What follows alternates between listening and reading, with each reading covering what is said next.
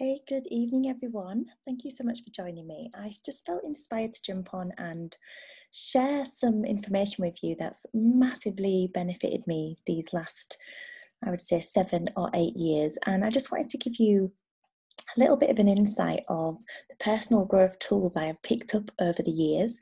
And the reason why I wanted to record this for you is because I recently, well, in the last 2 years, set up Retox Retreat, which is a yoga and mindfulness retreat. And it was just a way of me taking everything that had benefited me so massively on my mindset, my health, my energy, my success, all through little tools that I have learned through starting my Arbonne business, and then implemented that into setting up a retreat where people can come and learn tools on how to be less stressed, how to manage their mindset, how to react to life in a more positive way. And for me, in the past, suffering with anxiety and panic attacks for quite a few years, and it kind of came out of nowhere. It really did knock me off my feet. And so I just think knowing these skills is so key. And it was such a nice day on Monday because I got to share these with students aged 16 to 18 who obviously it was so new to them, and it was just nice to go really back to basics and also cover the science behind how this actually works. So it's all about taking an holistic view and a self-care view on bettering yourself and becoming that person you want to be, but there is strong science behind it. So I have got some notes as well, so I'm going to take you through some of the things that I do every single day and have done for quite some time now, and they really, really have transformed my mindset. And I'm going to talk about everything, kind of mindset, body, your nutrition. I'm going to cover it all as long as baby stays asleep. So I'm just going to open up my notes just to have a look at this. So mindfulness as a whole, people that are really successful and generally very happy practice mindfulness, because one of the nicest and the most impactful quotes I've heard is, life isn't happening to you, it's responding to you. And you can put two people in exactly the same situation, and the way they respond and see that situation is miles apart. So how our mindset is operating is everything. And I'm going to go into the subconscious mind and how that works and how our brain can get hijacked. So hopefully you'll find this really interesting. If you do, please give me some hearts, comments, and please feel free to share this with anyone that you think it would benefit them. So if you go back quite a few years now, obviously I was really busy. I was running a traditional business, I was teaching, and I was a new mum. I'm a mum of 4 now, and I was really suffering quite badly with anxiety. I had cut off from quite a lot of friends. I wasn't socializing as much, so I was just kind of doing my work and being a mum, but I was struggling. So I would wake up in the morning and I would feel in a real place of fear, and the anxiety would feed on that fear, and it would accelerate through the day. And then it became quite often that these panic attacks were coming later in the evening, and I had no idea how to deal with that. I had no tools, and not everybody suffers in that way, but there's a lot of people out there in jobs that are very stressful. If you're like me and you've got multiple children, that alone is, it is stressful, because you've got a lot of people that need you, that you're trying to support and you're helping. And you may hear the word mummy or daddy hundreds and hundreds of times a day. So you need to be filled up to a point where you have got enough to pour over and give to other people. So this is why self-care and mindfulness is what my retreat's all about, and what I just love teaching people now. So if you see me glancing, I'm just looking at my notes. So the first thing is something that I started doing a few years ago, and I was a total beginner. And what I will say is everything I'm going to talk about is a skill. It's a scientifically proven skill, but it takes time to master. So if you try it a few times and you think, I don't know what I'm doing, this isn't working, then I would just say, just stick with it, or ask someone for support who is maybe more experienced, or go to a class where you can be guided properly through this. But meditation, so people that meditate are happier, healthier, and more successful than those that don't. So meditating is something that everyone can do, and you can do it anywhere, anytime. It might just be a minute, just taking a breath and kind of tuning into yourself and your body, or it could be a full 30-minute practice. That is totally up to the individual. But what happens through a meditation is you have a mindset shift. So you can take yourself from maybe being in quite a low vibration, and if you know anything about the law of attraction, that's not a great place to be. So there's a table of frequencies, and if you're in a place of guilt or grief or fear, these are all really low vibrations, which means your body, which is just energy, if you were to look into the molecule in the center of each molecule of your body, it basically is just energy. So we are a vibrating, almost like a tuning fork. So you can be at those lower levels, and through meditation, you can slowly take yourself up that step. So to gratitude and love and joy, those really high levels. And obviously, when you can get yourself to that place, you are going to react to everything so differently. And you're going to manage life. You're going to be more productive. You're going to be healthier. Because if you think back to, when we were all cavemen and women, and we had that fight or flight mode, which we needed because a saber-toothed tiger may be chasing us. So you had to go into fight or flight mode, and the body fills with adrenaline and releases cortisol. And we needed that. But what's happened is today there are so many people in jobs working 60, 80 hours a week. They're overstressed, they've got families as well, and all the other things that life is throwing at them. And they're actually in that fight or flight mode most of the day. So their body is releasing that cortisol, and that is not healthy if it's prolonged over a long period of time. So these are tools. If you can't change your lifestyle, if you can't change your work or your job, or if you've got a big family, they're always going to need you. You can't change that, but what you can change is how you respond, and that is by shifting your mindset. So I love meditation, and to be fair, in the beginning it did feel really strange, and I just couldn't stop thinking about things, but after a while I just started to feel the benefits and just started to do more and more and more. So definitely keep going at it.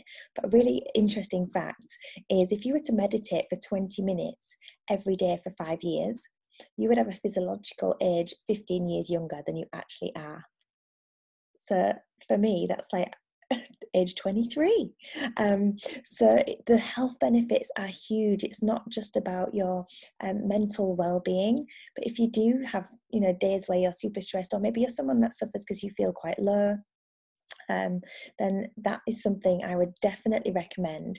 And first thing in the morning is a great time to do this, because your subconscious mind, which controls about 90% of what you do, and you have no idea really what's in that subconscious mind, it's most impressionable for the first 20 minutes of the day. So how you start your day is everything. So if you currently start your day by picking up your phone and going straight onto social media, you are opening up your mindset to anything. You do not know what you are going to scroll through. And, that can really impact your mood for the entire day. If you don't start your day right, your whole day can kind of have that knock-on effect, can't it, where things keep going wrong. But if you start your day with a really good morning ritual, it might not be a full-blown meditation. It might just be 2 minutes of kind of sitting, breathing deeply, just kind of giving your body a bit of a scan, how you're feeling.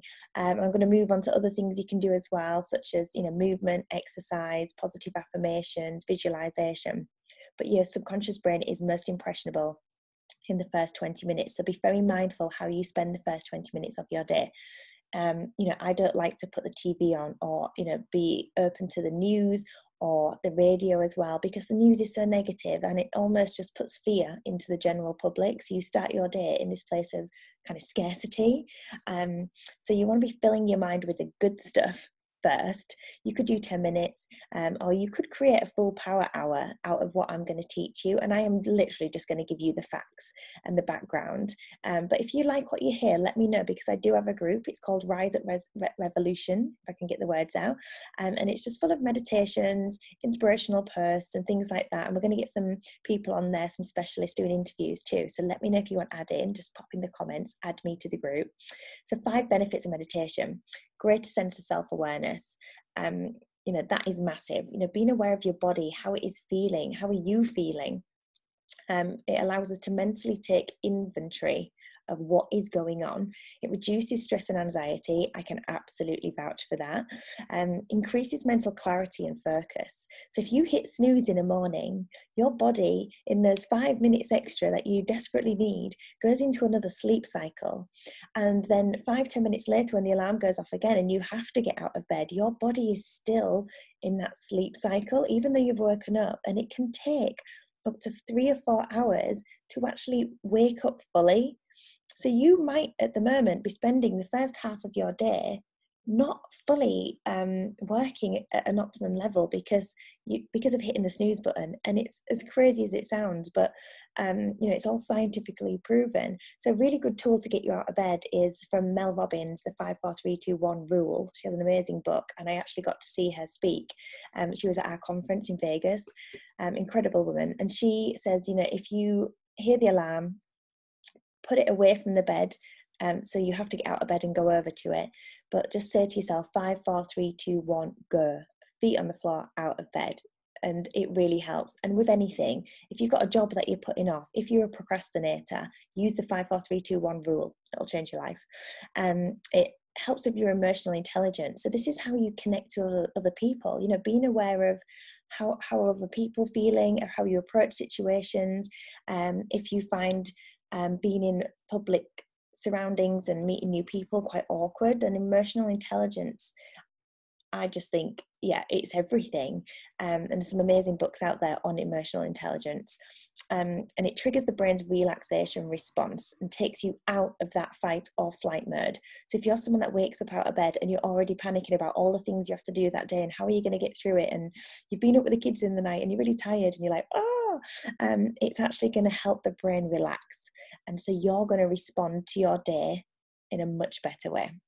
And I definitely find that, I've got 4 children and I am way less stressed now than when I was a new mum with 1. And that is because of all of these tools. And obviously I fuel my body right as well when you think about nutrition.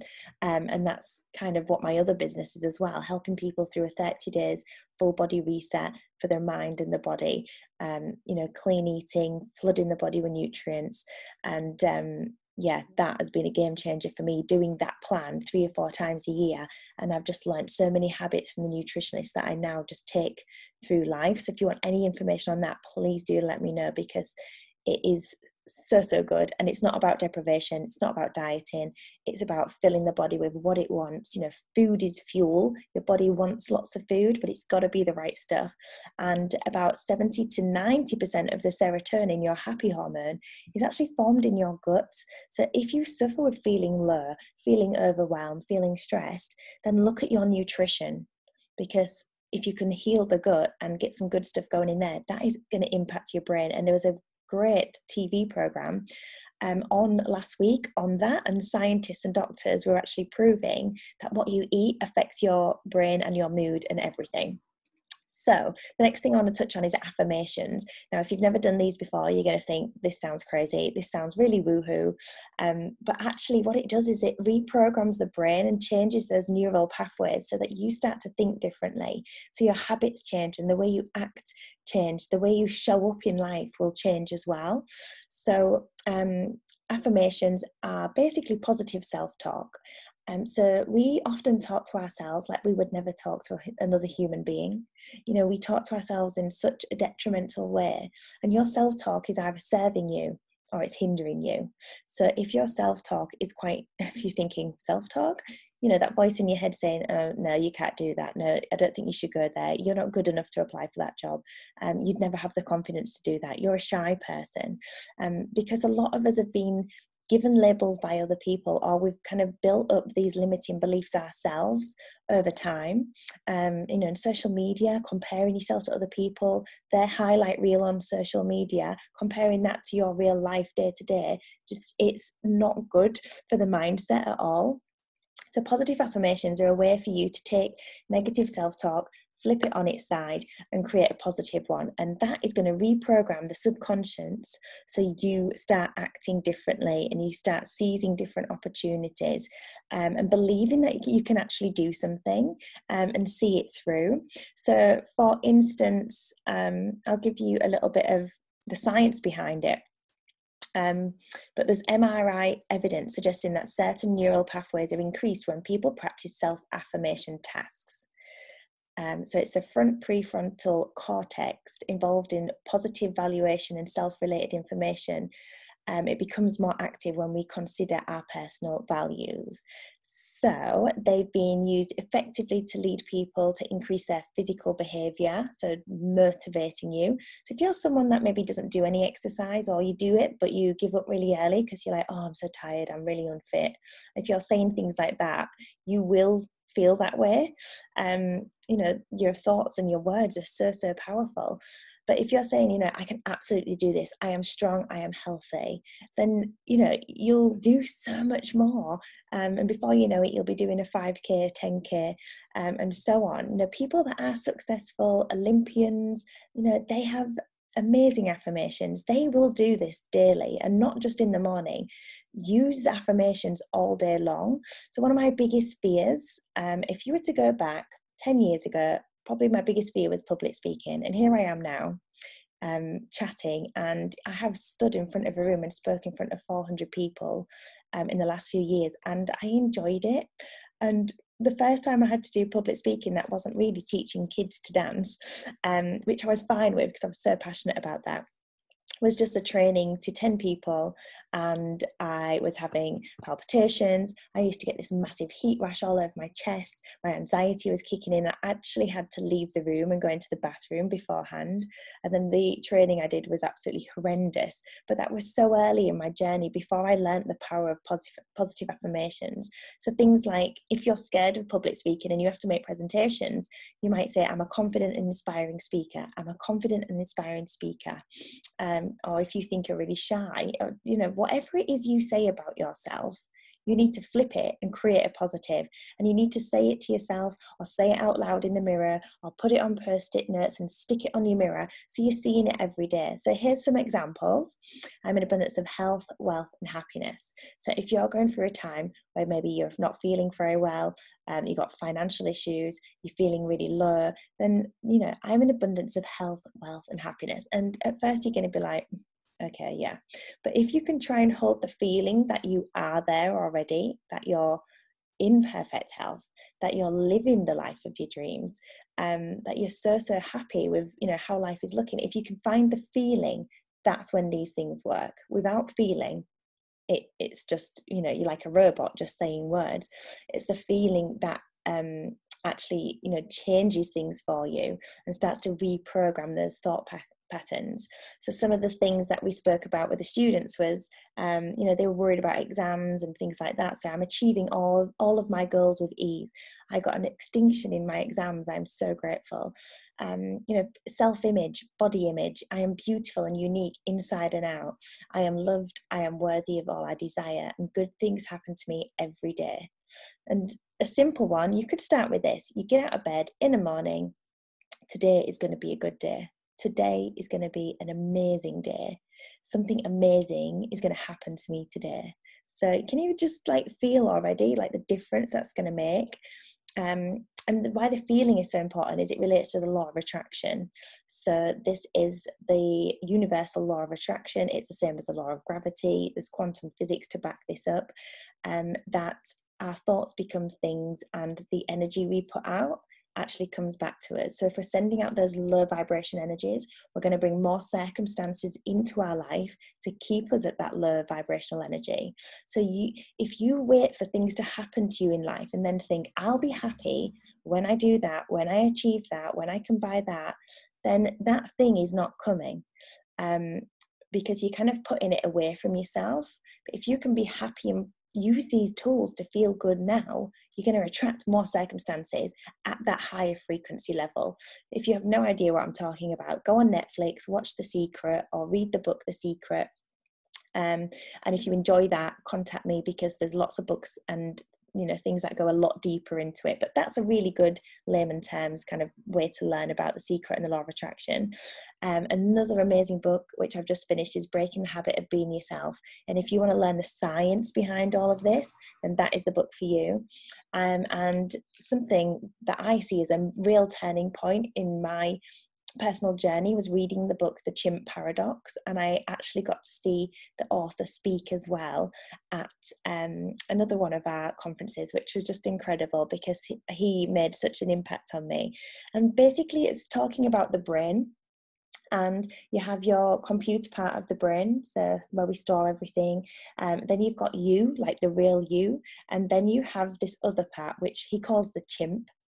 And the information coming into you has to go through the chimp before it gets to, you, the true you.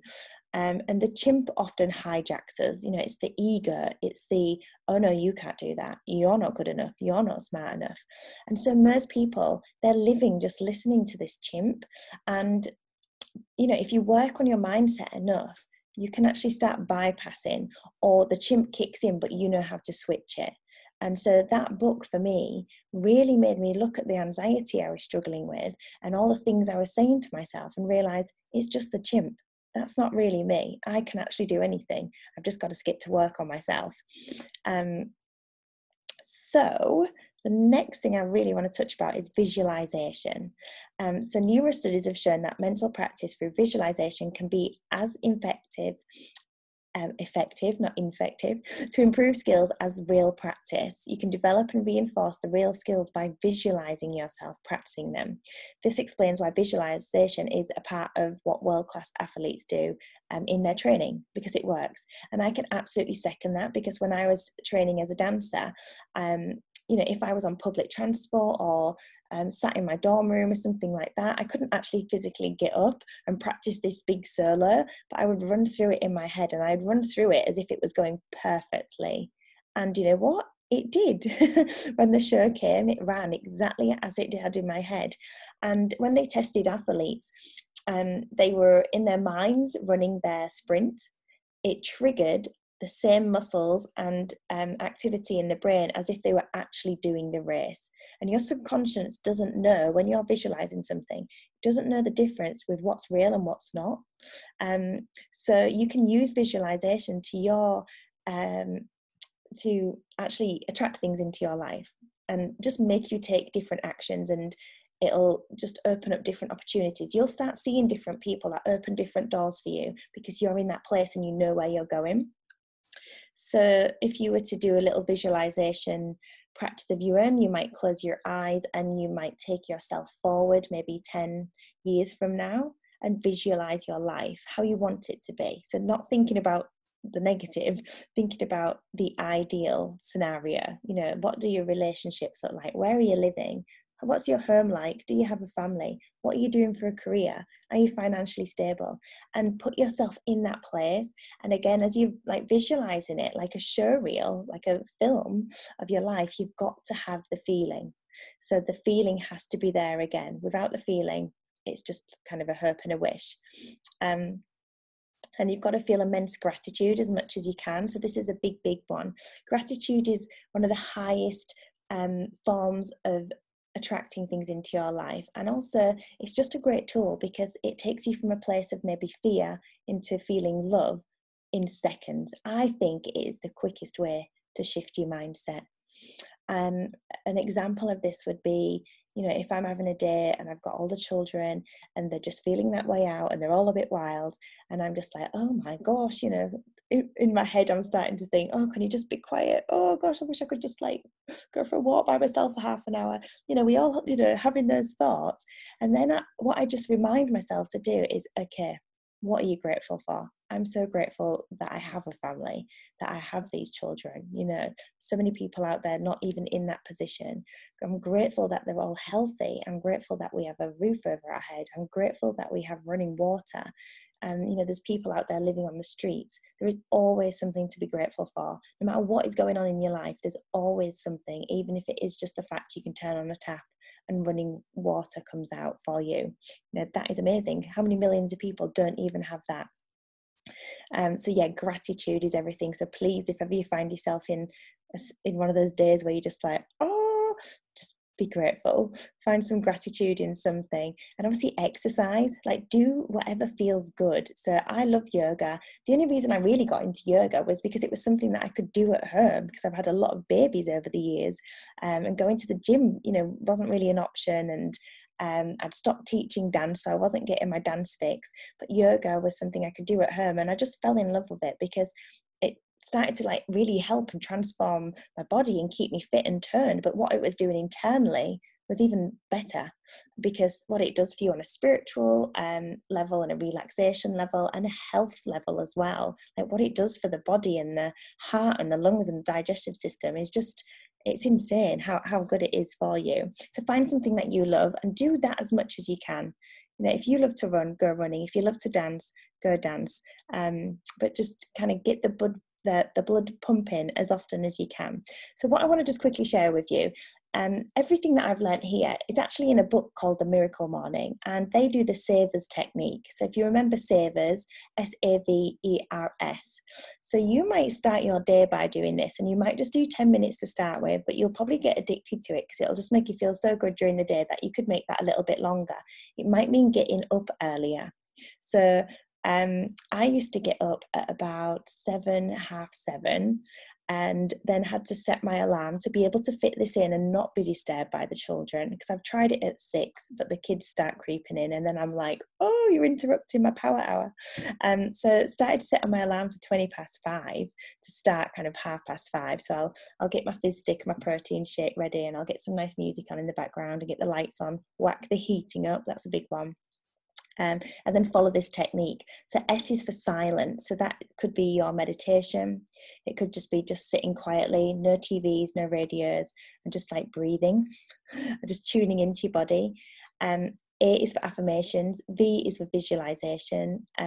Other tools you could use is a vision board. Put pictures of everything you want to achieve, where you want to travel on a board, goals on there, or you can make a nice little vision video on iMovie or Animator, or I use Video Show on an Android phone, and you can just put all those pictures of what your goals are and what you want to achieve into a lovely video with some music and watch that. If you're a procrastinator, if you watch that, you will take action that day towards your goals, 100%. If you just kind of crawl out of bed 10 minutes before you have to leave the house, you're going to just go about your day in an entirely different way. So after visualization, there's exercise. If I can't fit exercising in the morning, then I'll just do it later in the day when the kids are all out. I like a little yoga session while my baby's napping. R is for reading. So this is massive, like reading personal growth books, reading industry books. Like I literally can't get enough of it. 10 pages a day is ideal. And then S is for scripting or journaling. So actually put in thoughts, inspiration, things that might come to you during your practice, get it written down, or it's almost like a diary, like you would write when you were a teenager, and to be able to look back at that in years to come, just to see how far you've grown, will just be amazing. So yeah, have a look at The Miracle Morning. So that's kind of what I wanted to touch there. And the next thing is, if I can find my notes, is really how you're treating your body. So everything you expose yourself is either strengthening you or weakening you. Everything. The music you listen to, what you're watching, what are you reading, the people you spend your time with. We become the average of the 5 people we spend the most time with. Having your phone and laptop with you too often with the Wi-Fi, that lowers your energy levels, just having that Wi-Fi around too much. But nutrition as well. I did not really think in the past about, my mood and my energy was probably down to nutrition. Looking back now, and I think there's so many people like that. They're like, oh, I've got a headache, or oh, I feel really, really tired this week. It's like, what are you putting in your body? How are you serving your body? Because it is a machine and it needs serving right. So that's why, I lead people through the 30 Days to Healthy Living program, because it is something that will then continue through their life, new habits. that they can take forward. So, making sure that what's going in is fueling the body, the toxins are going out, the good stuff's going in. It's like emptying the bathtub, build up on the toxins, the weight might be piling on, get rid of the toxins, lose the toxic load, your mood lifts, your skin clears up, you're healing your gut, which is the hub of your health. If you're not eating well, you can get a leaky gut, and then unprocessed proteins go into your bloodstream, moving around your body, causing inflammation, and then illness comes as a byproduct of that. So it is just crucial to be flooding the body with the right nutrients. So that's what I'm all about with my other business. So if you want information, please do let me know, and I'll send you some on that. So yeah, I'm going to leave it there for this video, but I am going to come on and do another one, because I just think these are great things. So the next thing I'm going to talk about in my next video is common blocks and limiting beliefs, things like not feeling good enough, comparing yourself to others, fear of being judged, fear of success, fear of failure, and kind of how we can start to overcome those blocks as well. So I hope you've found that enjoyable. It might not be of interest to you, but if you're still watching, then yeah, let me know if you enjoyed it. Share it with anyone that you think this would benefit, and yeah, pop a little hello in the comments. I'd love to know who's watching. But yeah, thank you so much for joining me. Bye.